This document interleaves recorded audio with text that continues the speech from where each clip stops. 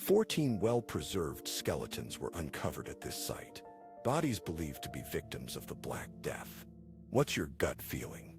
Are there more bodies hidden here? Yes, I should think so. In the autumn of 1347, a fleet of Genoese trading ships sailed into the Sicilian port of Messina. What they carried would change the world forever. Not gold, not silk, but death itself. Within weeks, entire streets were silent. By the time the wave had passed, between 50 and 60% of Europe's population was dead. According to historian Ole Benedicto, this amounts to roughly 25 to 30 million people. For centuries, historians debated the origin of this nightmare. Where did it truly begin? Was it in crowded cities of China, among nomads of the Eurasian steppe, or at the Black Sea ports? The truth lay hidden for more than 680 years, until a forgotten cemetery in Central Asia was found.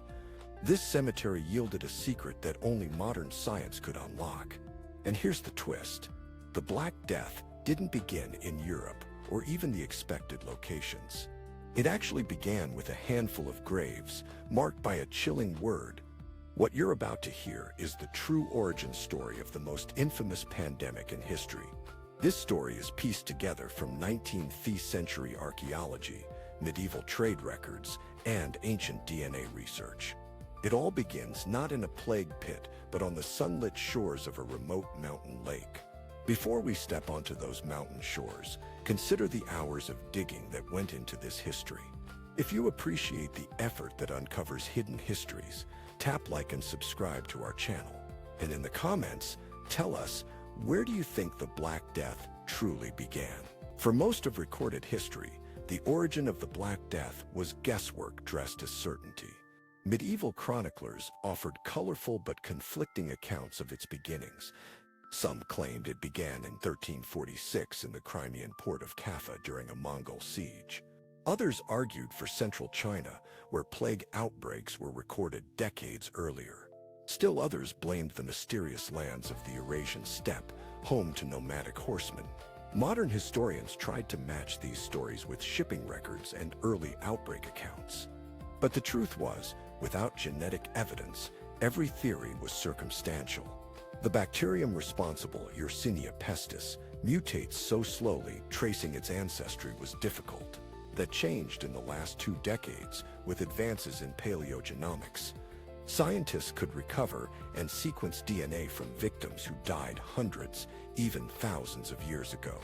The race to find the plague's patient zero had begun. The breakthrough came from a field so new it barely existed 20 years ago: paleogenomics. Paleogenomics studies ancient DNA, vastly different from traditional archaeology.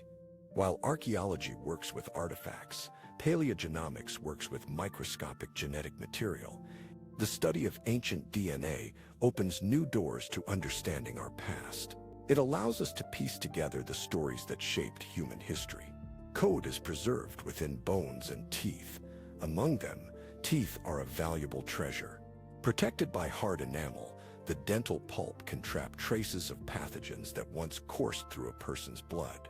This preservation can last for centuries. To uncover the Black Death's true origin, scientists needed more than historical hunches. They required genetic proof, something that could be pinpointed precisely in time and space. By constructing a genetic family tree of Yersinia pestis from over 1,300 samples, both modern and ancient, researchers could trace. They could see when different plague strains branched off from their common ancestor. This was not just a theory. It had been successfully done before. The same methods had traced the evolution of tuberculosis back over 6,000 years. It had also mapped the origins of medieval leprosy outbreaks in Scandinavia. If the right ancient sample could be found for the Black Death, scientists could follow its DNA straight to ground zero. This is where a forgotten set of bones from the late 1800s enters the story. High in the Tian Shan Mountains of modern-day Kyrgyzstan lies Lake Issyk-Kul, a deep sapphire blue expanse. The lake is framed by majestic snow-capped peaks. In the 14th century, its northern shores were more than scenic. They were a strategic stop on the Silk Road, the great trade network linking China, the Middle East, and Europe. One of the small communities here was a Nestorian Christian trading settlement, a cultural crossroads. Here, Persian coins, Indian pearls, and Mediterranean ceramics changed hands.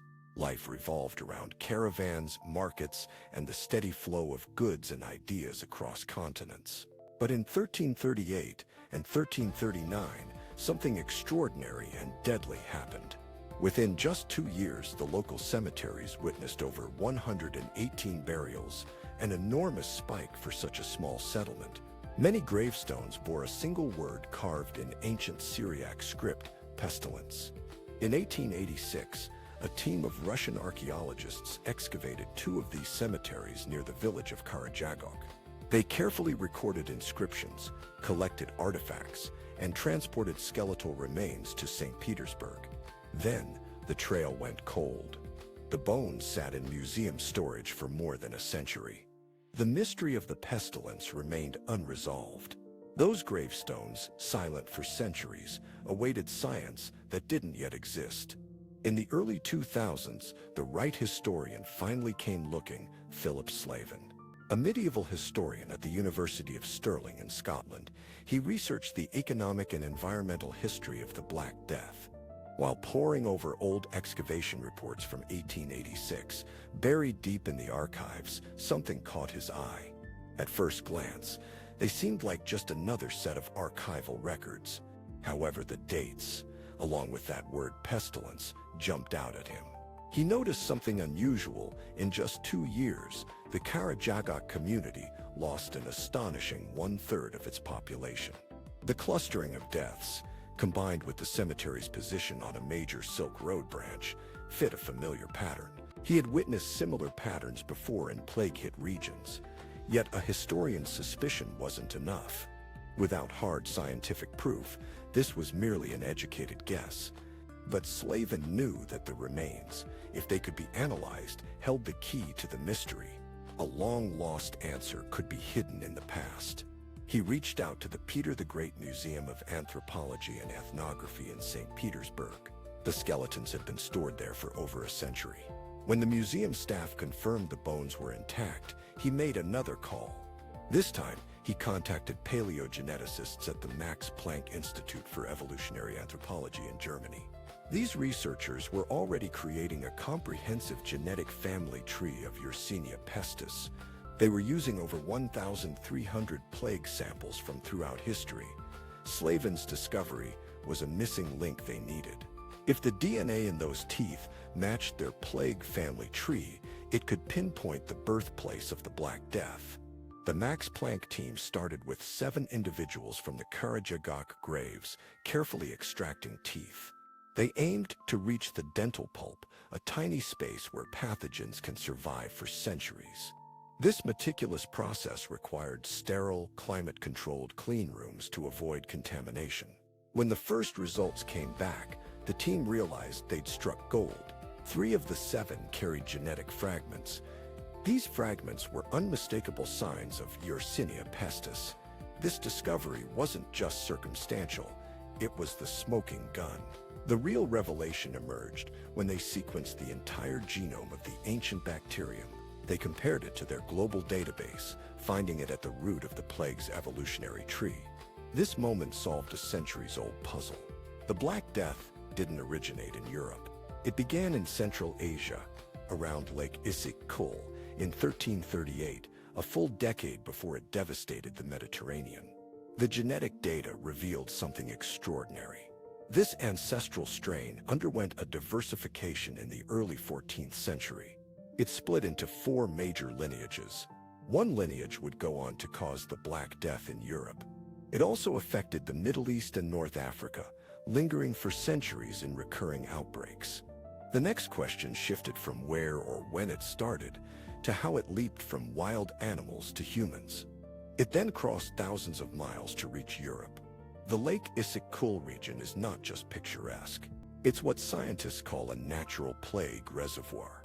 Here, Yersinia pestis circulates quietly among wild rodents. These rodents, such as marmots, great gerbils, and voles, rarely die from the disease. Instead, they act as long-term hosts, passing the disease back and forth through flea bites. In most years, the plague stays locked in this hidden animal world. But something in the early 1330s upset the balance. Climate records from tree rings and lake sediments suggest warmer, wetter springs swept across Central Asia. More rain meant more vegetation, more food for rodents, leading to an explosive population boom. More rodents meant more fleas and more opportunities for Y. pestis to spill into humans. A single infected marmot, hunted for meat or its prized fur, could change everything. Fleas could have infected the first person in the chain through their fur. From there, bacteria could spread.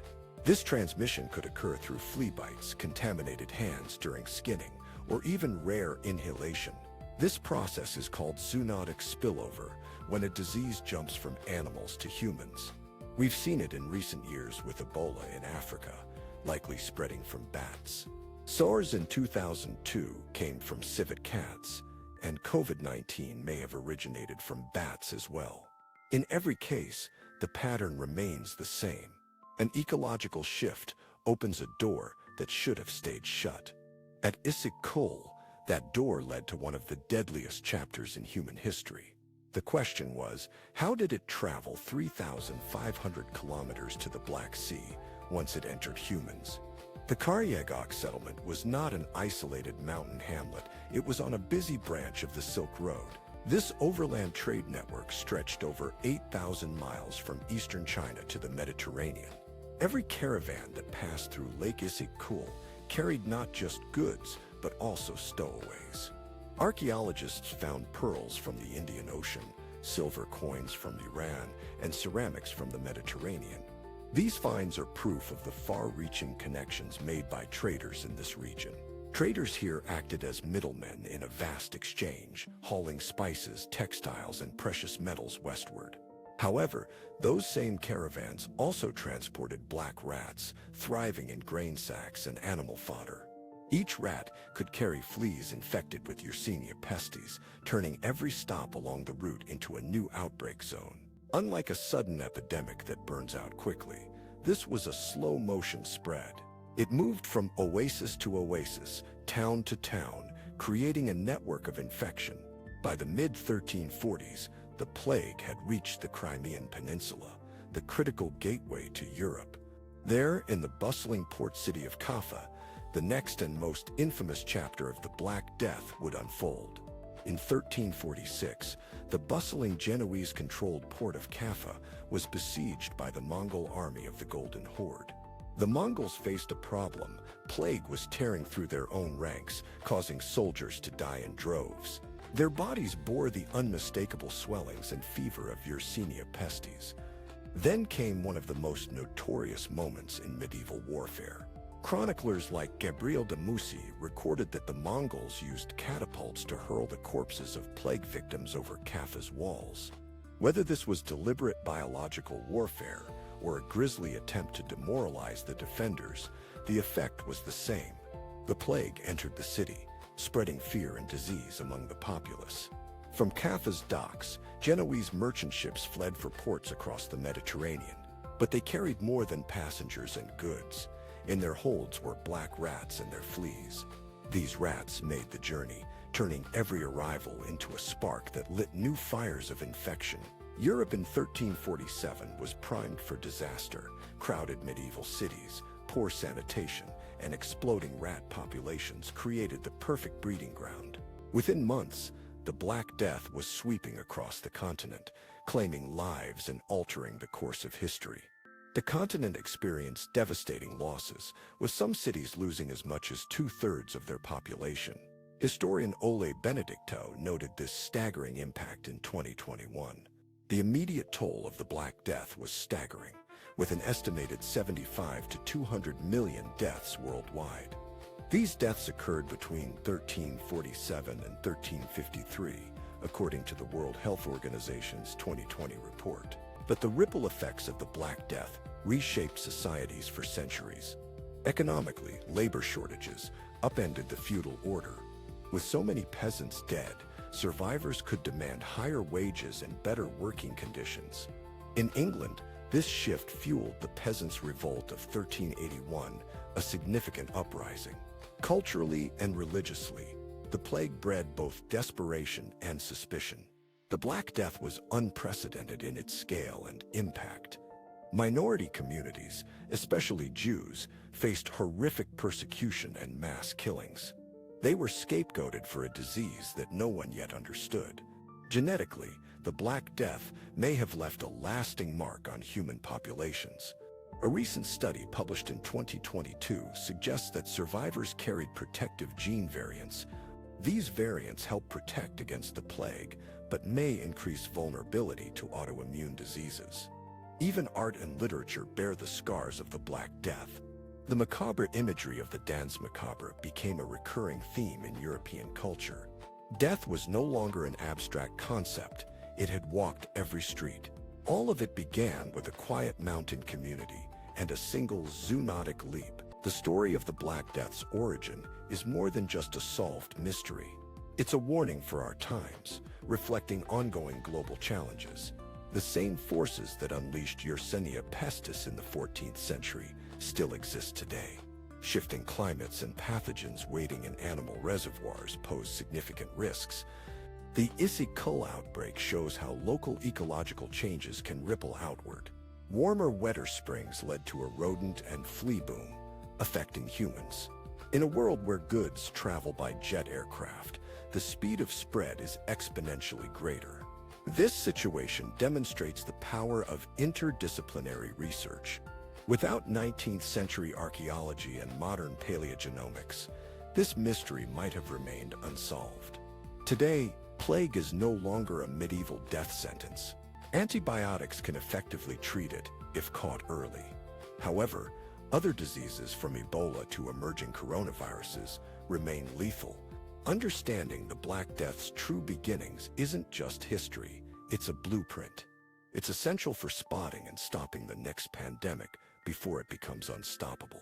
The graves on the northern shore of Lake Issyk-Kul hold more than just remains. They hold the opening chapter of a story that changed the fate of continents. A reminder that sometimes history's biggest turning points begin in the smallest, most isolated places. So the next time you hear about a new disease spreading across borders, remember the past. The past has already written lessons for our future.